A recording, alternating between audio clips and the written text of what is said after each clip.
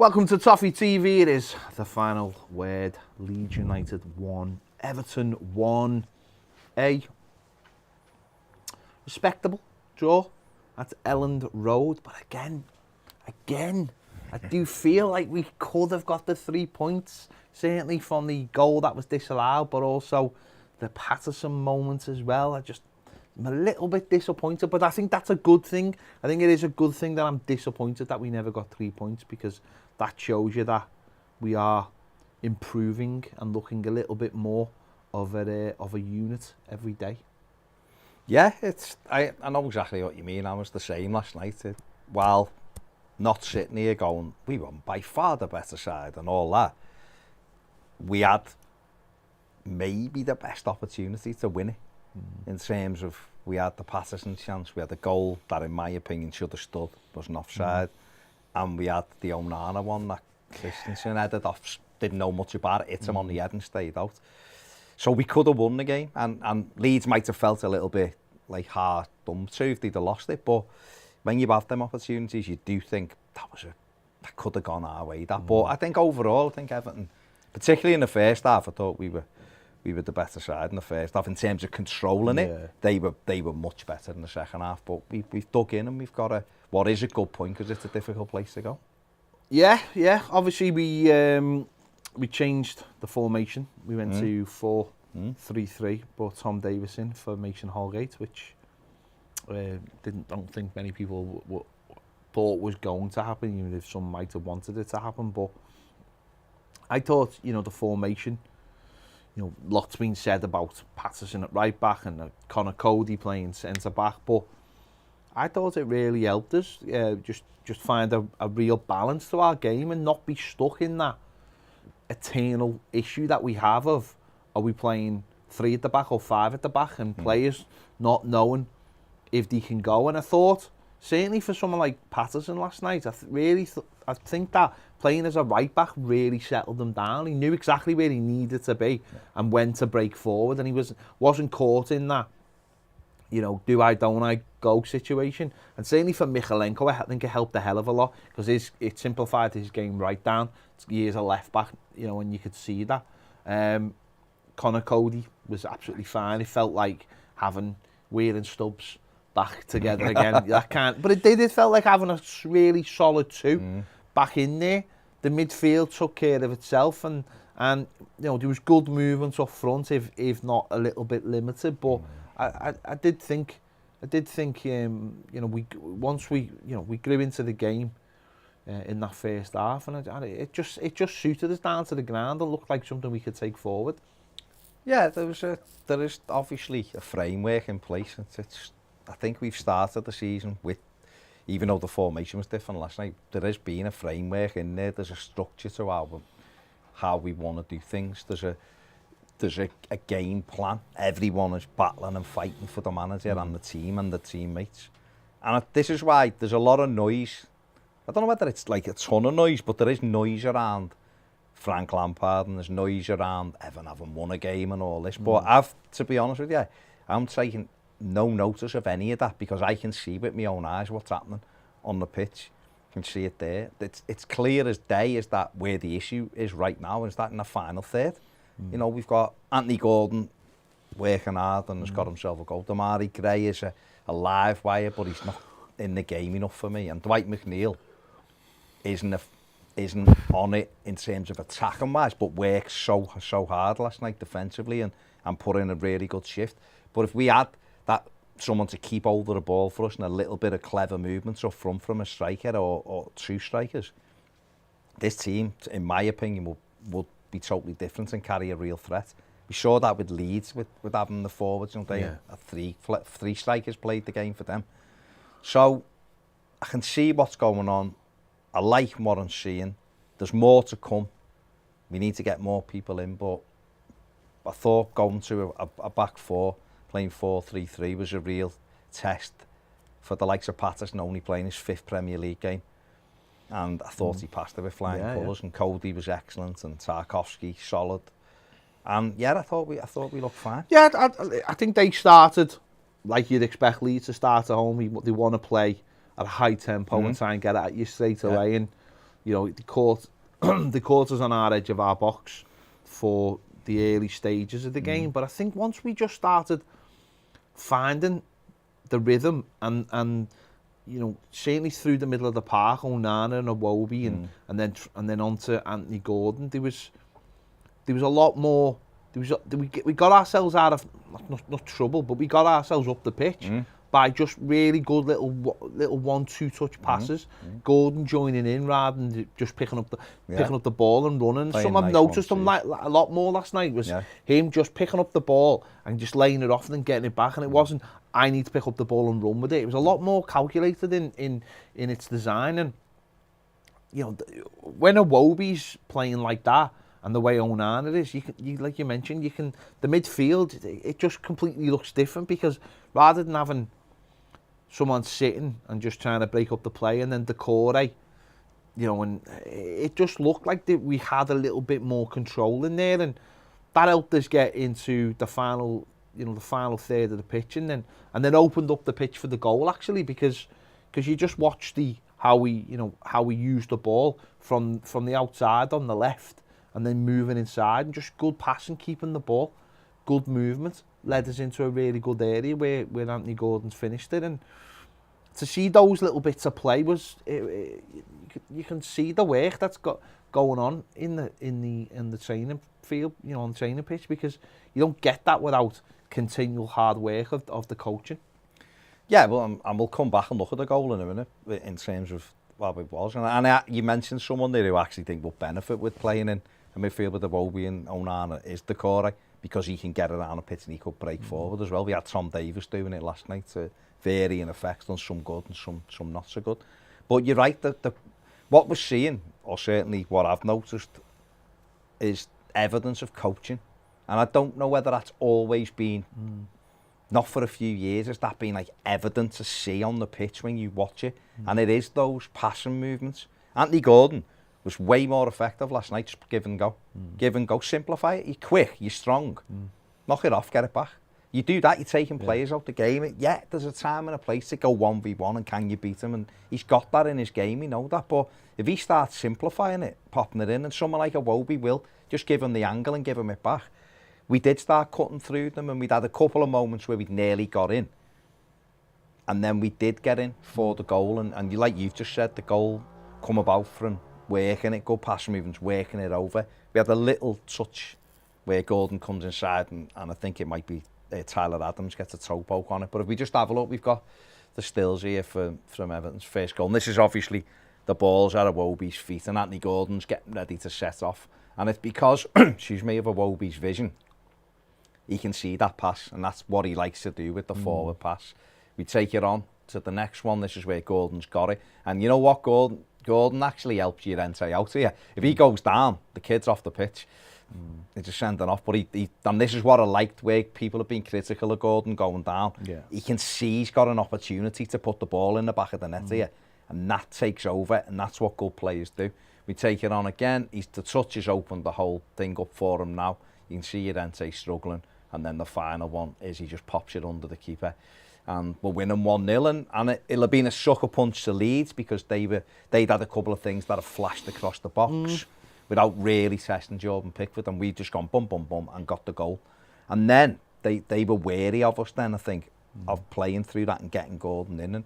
And you're right, those patterns of play, while if we had a striker as well, we could mix that up and turn them a little bit. Because we didn't have a striker, we did have to concentrate on trying to play through them, and it is difficult because they are energetic and they do work hard, but that three in the middle give us that threat. Yeah, because I mean, as well, you go back to the Villa game, and I think in the Villa game we were trying to just get them round the back, all the time, like there was a natural striker. Whereas I think in the last two, I mean, obviously Brentford, we were trying a lot of diagonals, but certainly in this game we were. I think what it was nice to see was people dropping in, and then one of the other ones would make the third man run kind of situation. And I think you've seen it with that goal. They're not the understanding that there isn't a striker and these players aren't strikers, so don't play like the strikers. Don't play it almost like round the back and then expect to be able to get it in round the back. Use them in the build up.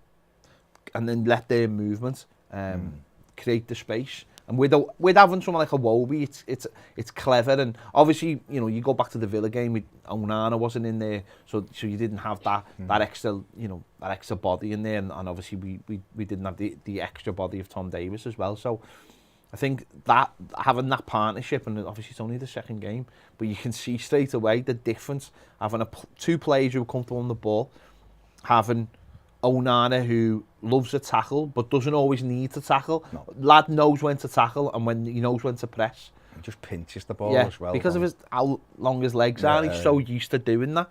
And suddenly it means that we can start being better up high up on the pitch, and we're not just dropping, even though we did actually do that in this game. But it just showed little glimpses, I think, of what is capable, or what we're capable of. With you just put a couple more decent players in there, get a centre forward in there. It just showed little glimpses of this. You know, this is looking all right. This is shaping okay. And like you were saying before, you know, people on the outside might sit there and go, "Well, you haven't won a game," but it's the process, isn't it? And you know, you can see that. You can see where we're going. And I think, again, second game in a row, well, I've been disappointed. And it's not because we've deserved to win the game. It's because we've created the chances to win the game. That's the difference for me. Yeah. You can control games and go, yeah, but we didn't really do anything or whatever. Or we've had big chances in the last two games. You know, the Marley Greys had both of them in a way. The one, you know, one's been disallowed, but. I'd take a lot of positives out of last night.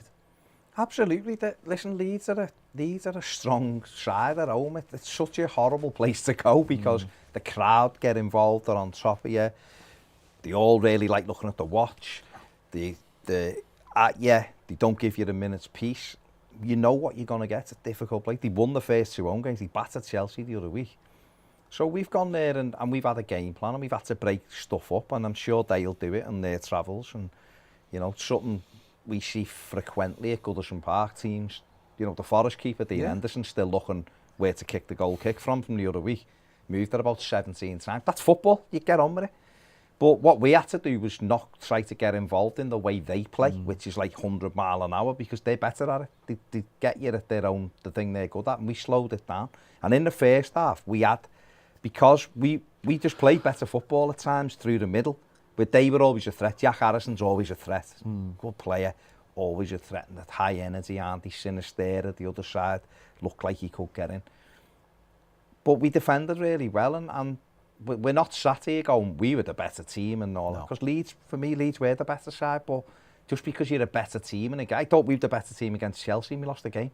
It doesn't necessarily pan out how you see it. And I've said before, I'd rather be a lucky team than a good team sometimes, because things run your way. But what I thought we did have was a real measure of control. I didn't think we had that in the second half at all. No. And I wouldn't try to say any different. But in the first half, you're right, you looked at it and went, I can sort of see what we're doing here, and more coaching, more time on the training pitch. Don't forget, we've had games quickly. We played Saturday, Tuesday. We get another couple of bodies in, we've got another big game at the weekend. But we get Maupay in, and we get Dominic Calvert-Lewin fit again, and we've got other additions to come in. We get some of the injured players, but we're gone there with 6 players unavailable. That's a lot to Everton. But I can't see what's going on, and to coin a Jesse Marsh term last night, I like what I see. Okay. Hopefully that will play out as we move forward. You can't keep liking what you see and go 3 months without winning the game. Yeah.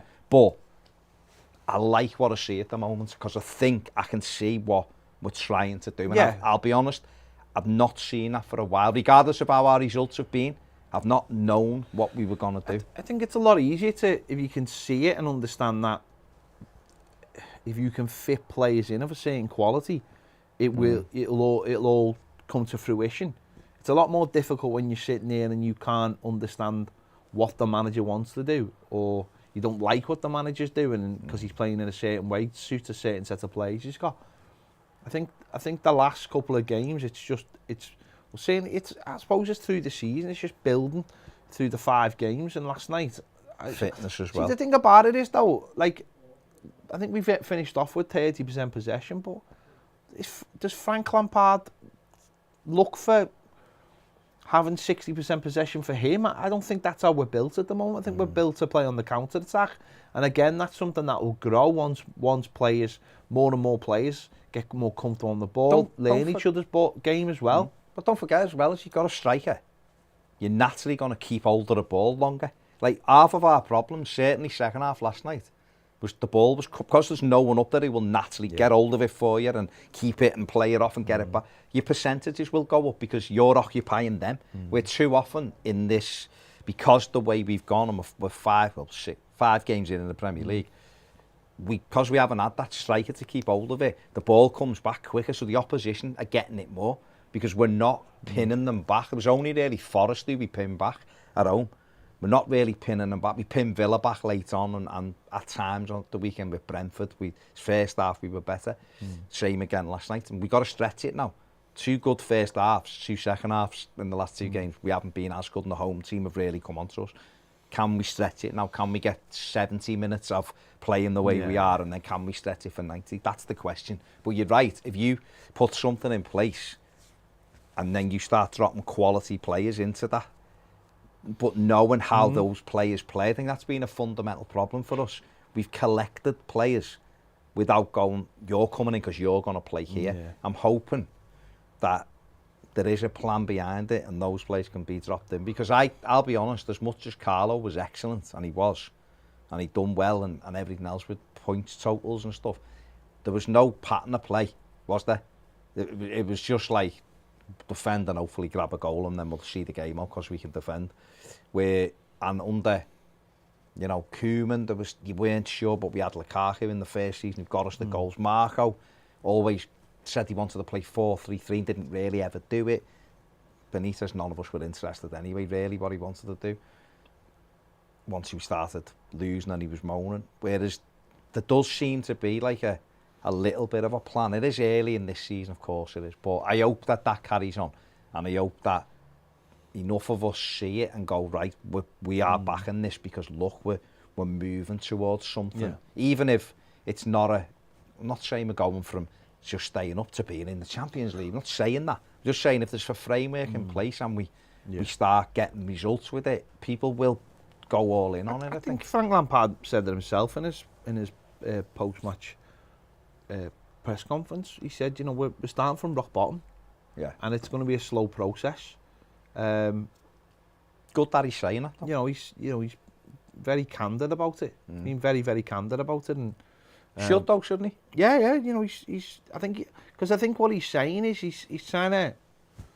I think he's trying to drown out the noise that's not necessarily on the doorstep. I think he's looking at it the national because it's more of a national story because it's Frank Lampard and people want to see him fail. There's a weird narrative, and it's the same with Gerrard at Villa.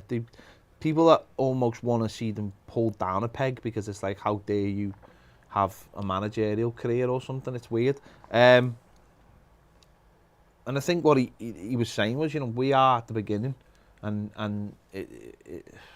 it's also not on our.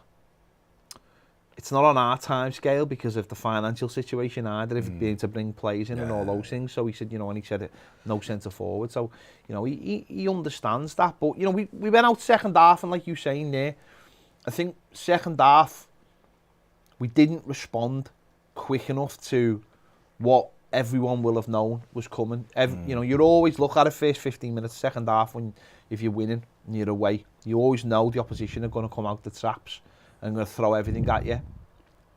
And they did in a way. I mean, obviously they'd had the player go off injured with which looked a bit of a sore one. Obviously a dislocated shoulder by the looks of it. That wasn't nice, and that probably changed things for them, bringing someone up front who's a little bit raw.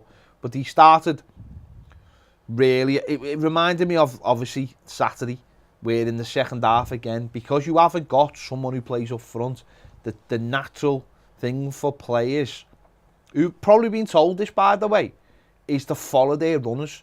And if you're following them back and they're getting ahead of steam, they had a very early one where Pickford saved it and pushed it wide, and then they had a lot of possession and a lot of corners and that kind of thing.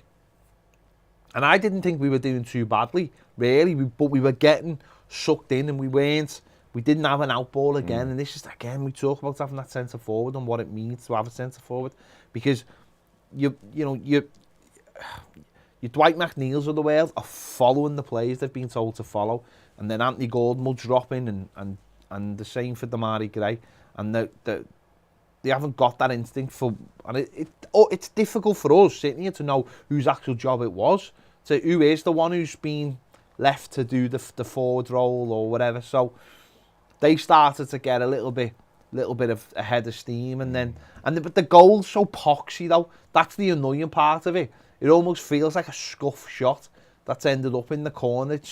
And that's the annoying part again. It's not. I don't think it's a mistake. I'm not sitting here criticising Jordan Pickford as such, as in like it's a howler. Technically, he's probably at fault in terms of his weight all on one side. A goalkeeping coach will probably tell me better than I'd know. It looks to the eye, you go, does that take a deflection or? It doesn't. No, I'm saying it's like, because that doesn't look right when it goes in. Because to me, it is one of those things where a goalie sets himself thinking it's going to be something, then it isn't. And it was a poxy goal to concede. A poor goal from our, they'll say it was a good goal. Of course, they will outside the box, but from our perspective, it was a poor goal to concede because it could have been dealt with. They got a head of steam up straight away, and we just didn't match that head of steam. You know, we were trying to take the sting out the game at times, but they got onto it, and we looked half a yard too slow in the second half for what they were doing. And because you don't have that ball where you can turn them round the corner and get after it, you can't give everyone a blow. Where if you've got a striker running in a channel and you can turn them round and you're getting yourself throw-ins and stuff down the far end, everyone gets a breather, and the team who were defending starts feeling like they're under pressure. But that was never the case for the opening 20 minutes of the second half. It was just one way. It wasn't intense pressure and we were escaping by the skin of our teeth, but they just always had the ball. And whenever we got it, we just give the ball away cheaply, and it was through bad decisions at times. People trying to meg people, or looking for an impossible ball when there was a simple ball on, or one where we just go, well, just knock it and go after it. Gordon got himself involved in a scuffle, and then that got booked again, and when it was that kind of thing where it got bitty, and they played their part in that as well. But the goal, we turn the ball over too easily, and they break on us, and we saw Villa do this to us, we saw Brentford do it, and we have to get better at it. But if we just have a look, we've got the stills, obviously, of the goal, and this is where they've broke on us. Aronson is just about to knock this wide. So we're set there. We've got 4. We've got a Wobie, and then they've got 3 coming onto it. If we just take it onto the next one, this is where Sinistera has come inside. We're still okay, really, in a defensive position. He's coming in. He's 25 yards outside the box. We're strong centrally, though. We've got Patterson's got an eye on it. And that's the point. That's where maybe one of them has to engage. No, will he do? And it's the next one, I think, of it. So it's this point, right? So this point's where it's leaving his foot. So we've got a Wobie and Mikalenko who are close to the ball. I don't understand why one of them doesn't throw themselves at the ball, or whether Tarkovsky should move towards the ball, but he's obviously got an eye on the kid to the left.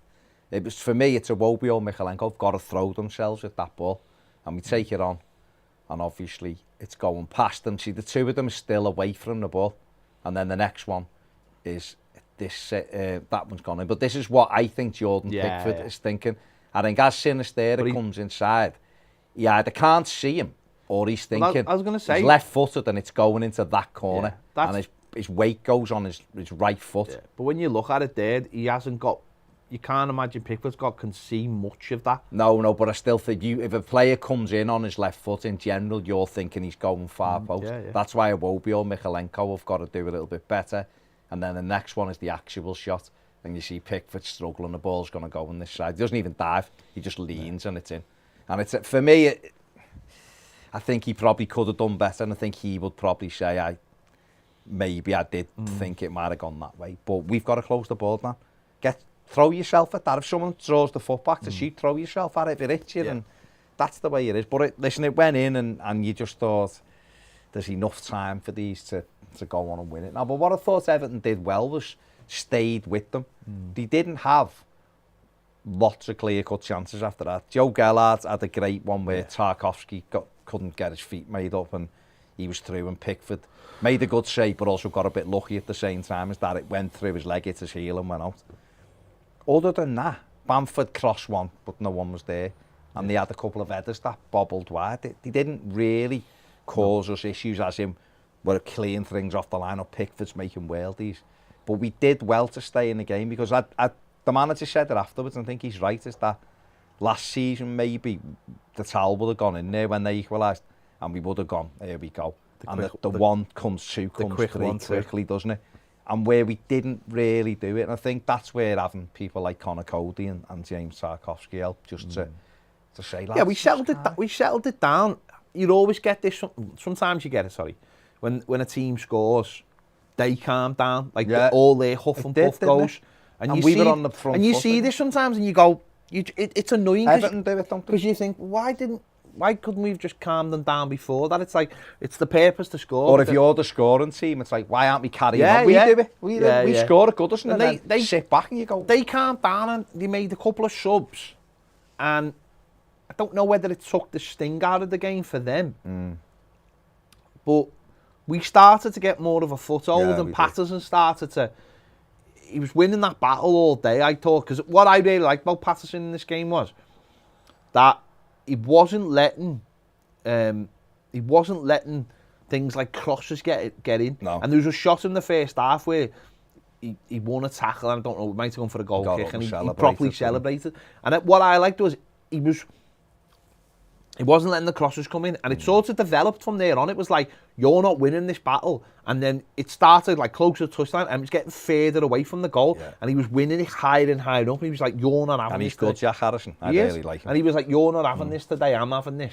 And then winning that battle started to allow him to get further forward. Yeah. And obviously he's had a great chance to win it. But it was little things like that started to develop. And I think as a fan, when you see stuff like that, players getting better. Patterson's been getting better every single game. He's been growing into a Premier League player. And you've got those two next year who are obviously going to get you through the game, talk you through the game, and having two proper leaders at centre-back is such an important thing. And a very traditional Everton thing that we haven't had for the last few years. But I just thought we got a foothold in the game again. And listen, you said it before, it was difficult in the midfield because Tom Davies had been booked for something, frankly, that was fucking stupid. Like, it was really stupid. And I know you've got an issue with their goalie, but yeah, I get that. But no, I haven't got an issue with you calling him stupid because he was. It's stupid. No. I'm saying it was just stupid because it was one of those things of like, what good is going to come of that? Yeah. What good is going to come of you doing that? You can laugh all you want, but there was just no reason. Yeah. The keeper reacted like a knobhead. Yeah. He did. He didn't like welly and did. He tapped him. And the keeper should have been booked for raising his arm. Raising your arm's a red card, but I'm not calling for him to be sent off. He should have been booked. But Davis got himself into that, and the keeper into that for no reason. And then the goalie had it, walk away. Yeah. So that restricts it. That restricts you as you're the defensive midfield. Exactly. That restricts you. Yeah. And then as the game got, was going on and on, Onana started to get sloppy, and Iwobi started to get sloppy out of pure. I mean, Onana only played 70 minutes the other day or 60 minutes. It's another game for Iwobi in the bank. They got sloppy and sloppier. They've got no one. They've got Tom Davies can't go round sort of making that one tackle or can't risk it. And I just thought we got a little bit sloppy in, but we still had those chances. And the offside one, I think it's a lovely ball by Gordon, and he's in, and it's like in a flash, and it's like, but it's what I couldn't get hold of is when I watched it in real time, I thought it was a goal in real time. And it was like, everyone was so too quick to dismiss it. The flag goes up, I'll just check that. And it's this thing again against VAR it's like, if that had been in a game between Liverpool and Man City, they go over that for 5 minutes. Yeah. But because it's us, it's like bing, bang, bong, done it already. They drew the line and all that. But it's like, they can't wait. No. They can't wait. Whereas my natural thing was, I thought it was a goal. And even, I know you watch it, but the people have watched it and gone, oh, it's offside. But I honestly thought it was a goal in real time. And when I seen it again and seen that line, there's nothing can tell me that he's offside. He's onside. I still can't see how he's offside. When Rashford in the Man United Liverpool game was onside. He's ahead of the play. There's still nothing there. But it's, to me, it's that thing of, oh, let's get this done quick, because he's put his flag up, the linesman. And, it's nonsense. It's a nonsense again. It's like a different way of interpreting it. And thankfully, there's a change coming next week to the offside, how they're doing it in the Champions League, sadly, and it's going to be in the World Cup. And we'll probably get it next season. And it can't come quick enough, because while you're still drawing, the pitch here, Andy Gould's wearing white boots and the ball is white. So how do they know exactly when it left his foot? He was onside. It's just He nonsense. was onside. He was removing that thing of, oh, well, it might have. He was getting rid of that to give you another. He was onside. Jesse Marsh come on and said, yeah, we got lucky with VAR. He's looked at it and gone, oh, yeah, he was on. It's happened, but you can't turn around and go, oh, no, he was onside. Yeah. And therefore, Everton would have been 2-1 up with whatever it was, 15 minutes to go, and could have won the game. And we've had another bad decision against us. You know, we've had Aston Villa away, penalty on Connor Cody. They decide to ignore that and then say, oh, Anthony Gordon's offside when he scored the goal. Mason Holgate as Mason Holgate, the penalty on Holgate in the Villa game, lad takes him out. It's a penalty, we've not had that. You know, we've had decisions just go against us. But that one, it was a goal for me. It was a goal. As I said, I thought in real time it was a goal, and we've had it taken off us. And then, as we said, Patterson's had a really, really good chance. And you know. Yeah, we'll go through it. Let's have a look at the Patterson stuff. So where's the first one? This is him, obviously his arm up. We've circled him. He's screaming to make that run, and Anthony Gordon's just about to pick his head up. So we'll take it on to the next one. This is Gordon threading it, and you can see the run he's made. Leeds are all over the place. Next one on, and then he's in the clear here. And this is get your first touch right, and it's game over. Next one takes and this is on this next one. The ball's rolling. If he's playing it at the Mari Gray, it has to be now, and it has to be first time there. The fact he takes a touch opens the pitch up, and this is it. And when we look at it, if he goes there, we've won the game. That's where he should be hitting the ball anyway. I've got Gray circled and I've got Michalenko circled. If he hits that and Meslier gets a hand to it, he pushes it back out, and Gray or Michalenko have a tap in. It's in them areas. But if he hits it into that corner, we've won the game anyway. And what he does is he takes a touch and he does a little shuffle as like, I'm going to blast it. And by doing that, the accuracy goes. But I also think he's almost waiting for the goalie to make a move as well. I actually, when it was on, I just wanted, I think this is something Gordon can develop in his game. But if he gets his head up early, he actually puts him in dead centre in the goal. And then he's in. And he's in dead centre. Because Gordon took a touch, he's then had to find them wide. But if he sees that ball early, I mean, I'm talking Kevin De Bruyne kind of levels here. But if that's Kevin De Bruyne, say Kevin De Bruyne finds him there centrally, and he's got the whole goal. And that's nothing. I'm not having a go at him. I'm just saying that's the kind of play you want him to develop into, because there is a big gaping hole really early there. I want Patterson and Michalenko working on them finishing and training, because we'll get in. Certainly Patterson with his legs, his pace, he'll get in. Michalenko actually second half made a couple of brilliant. There was another one, it was a lovely move, and it come out and he fired it across, and their defender come sliding and deflected it wide, or we'd have had to tap it. And that was from Michalenko joining in. Patterson, he's going to get in a few times this season, so he needs to practice, work on your finishing. I think last night, what the thing with Patterson last night is, I think there was I think you could see a real confidence or a real belief that I'll get up here, I'll do space here. It reminded me, I mean, I know, listen, I'm saying this last night, he's played the majority of his games as a wing back, because he played for Scotland. So there's the idea that he can't play right back, but I was thinking of it like when Seamus Coleman got pushed from right back to right midfield because he's a good attacker, and suddenly the game was different for him. It was about beating people with skill, and he didn't. And he couldn't have it. It's getting your head down almost and build momentum. And I think with him playing right back last night, you could almost see that the space opened up for him, because there was a player in front of him. And if you've got someone who takes them away in front and gives you that run, then you're in, aren't you? He was magnificent. He played really and well. Of course, don't forget, we had the other chance as well. The corner, in fact, it was off the Michalenko one. The corner comes in and it fizzes across Nana. Hits it and it hits the lad on the head. Otherwise, we've won the game. It was almost like he was too tall. What it is he takes a touch and the ball kicks up. He might have, I don't know whether he could have gone at it first time and hit it, I don't know, but he took a touch and because it come up, he hit it on the, and it's just it's caught the lad on the head and come out. But they were huge opportunities, weren't they? And I know Leeds have had more possession and more shots, but I mean, a few of them were from 40 yards, weren't they? But you come away and think, oh, we've had some big moments there, and other teams probably would have won the game from that position. But we haven't lost. We've just had two, in my opinion, two very difficult away games, and we've got a point in both of them. So from a team with no centre forward and a team that is very much trying to build, a team that's got half a dozen players missing out of it, who'd probably be in the starting 11. Well, we've got Patterson's numbers. Let's just have a look at his numbers. Yeah, there you go. Clearances 8, interceptions 2, tackles 8, duels 1, 11 out of 16, and dribbles 1 out of 3. So, and should have had the winner. And he's been massively involved, hasn't he? Been massively involved, and I think last night you saw, I think there was a realisation last night that there is a player there, and he is definitely the future of Everton going forward on that side, and. He's got better and better and better every game. I think he's just got his bit between his teeth. I think he just realises that his 5th Premier League game, that was last night.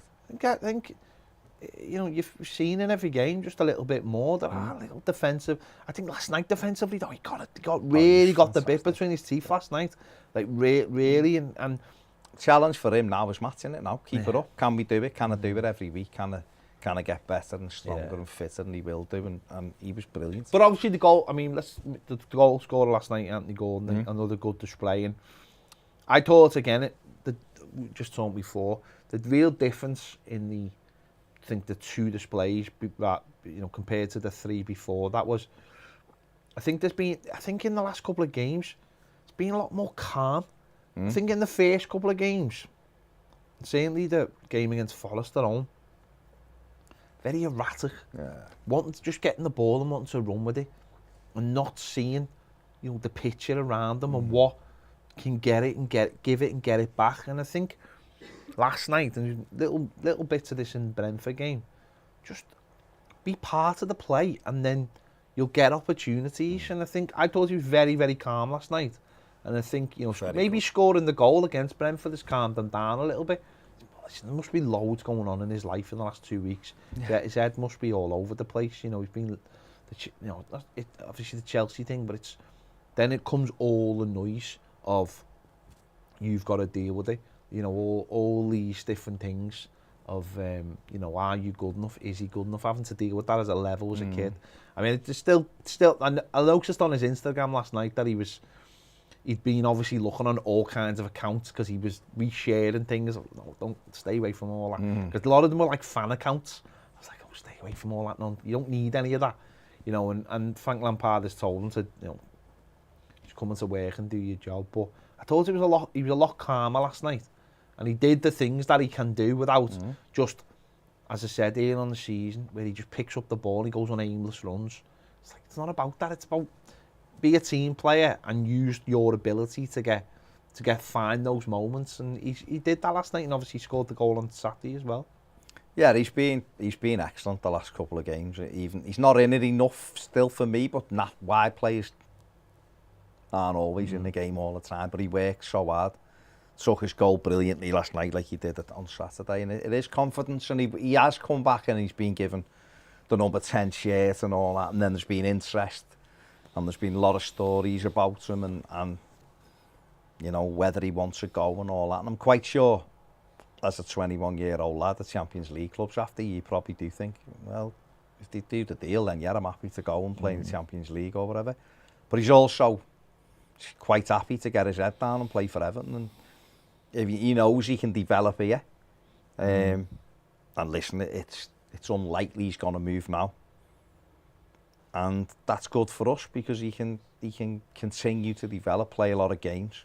And if he keeps adding goals to his game, I'd just like him to be a little bit more, when he gets into zones, just put balls across the box, just start creating things. And he does help if you've got a striker. No, it does, it does, of course it does. But that's what I want to see next from him. He's added the goals, and that's brilliant, because if he can end up with 10 this season, that's fantastic. He's got 2 in his last 2. Well, I tell you what, Saturday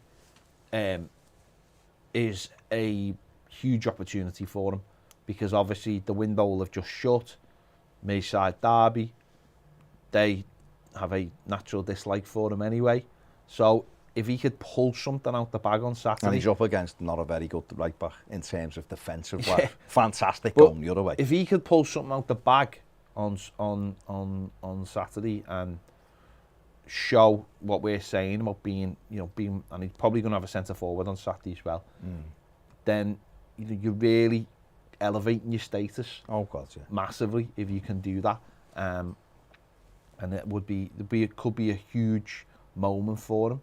So let's hope he does. But no, I think in the last couple of games he's really just I said, calm down. Not going down on every knock. Making sure if someone there was one on the halfway line, the lad went through his knee. Jesse Marsh is standing there going, huh? It was like, he got done. But that's what you've got to understand, is that those moments will happen. And when they do, you do go down. But when the other one happens on the other side of the pitch and no one touches you, you stay on your feet. And that's the other side. And I think we've seen less of that in the last couple of games.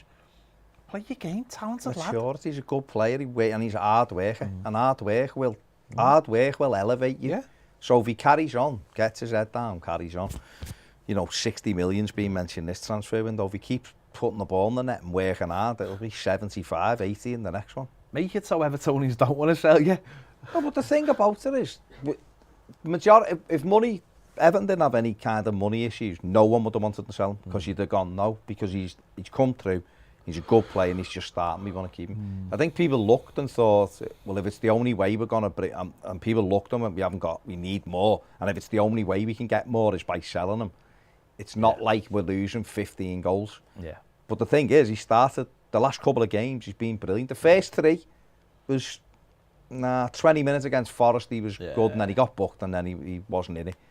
Villa, wasn't in it really. Chelsea was in and out. But the last 2, and obviously he scored in them, so it makes you think better. But maybe the whole thing is just sort of focused them on what conversations might have been had, and focus them on what's important. Well, people might have said to him, look, it's not going to happen, this move. Well, right? Yeah. And that means you play for Everton. Well, and that, regardless of whether we all believe, he can go in every day and he trains at Everton, he's hard, and he is hard worker, but he's a 21-year-old lad where everyone's talking about that's what I'm saying. You're going to be affected by it. Maybe all the eyes on him and all the media speculation in the last couple of weeks is meant that there's, you've got to grow up a little bit. Well, this is what this is. The celebration is, I'm blocking all the noise out. That's it. You've got to focus on what's going on, and you might. You're playing football 1 minute, you're doing what you think's the right thing in terms of how you're playing, and then a bid comes like that, and you think, oh my God, your head gets turned or whatever, and some people go, you are actually a good player, but let's harness that then and get a little bit more out of it. So no, he took his goal really well. 2 brilliant finishes in the last 2 games, that's what we said. Let's have a look at the stats from the game. 14 attempts for Leeds, 7 for Everton, 5 on target to our 2. 2 big chances for Leeds, with 3 big chances for Everton. 69% possession. Only 7% off the sweet spot. Yeah. And obviously 6-4-4 to 2-9-2. Everton's XG was higher than Leeds. That's all I need to know. There you go. That's all I need That's to know. The quality of the only thing I care about. Everton. Exactly. And we had the goal wrongly chalked off. Robbed. We were robbed. No, we had a goal chalked off. There you go. And I know, listen, hopefully in the next couple of days, the next 24 hours or so, we're going to hopefully help the squad out. I mean, we haven't even talked about the subs situation, which is just the subs. I mean, he said he didn't want to bring anyone on because he didn't want to wreck the game plan. Basically, yeah. And that just shows you. Happens sometimes, but also that is he did also admit that it's not what you want. There was a level where he was looking and thinking, yeah, is anyone really going to affect this game?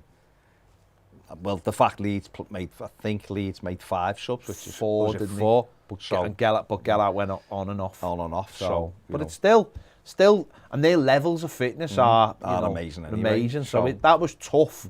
It was a scrap. So that's where we are, and that's why we need to bring players in. So there you go. Let us know your thoughts in the comments. We'll be carrying this on Toffee TV Premier. So if you are watching us, well, you're watching us live on Toffee TV Premier right now. So just stick with us. Be back in a sec. If you're not a Toffee TV Premier member, the best time to join is actually tomorrow, the first of the month. Not even today. I'm doing you a favour there. Don't join today. I'm saving you some money. Join tomorrow and become a member tomorrow. Don't forget, we'll be live all day tomorrow as well with all the latest. All the latest. Ned can't wait because it means he gets to share pizza with Cam. Yeah. You know the scene in Lady and the Tramp? They're going to reenact that. We'll get them some spaghetti and meatballs tomorrow. Oh, yeah, and they can reenact that. They do. I don't know which one will end up with the meatball, but we'll see. We'll see. We'll see. There you go. Thanks for watching. See you later.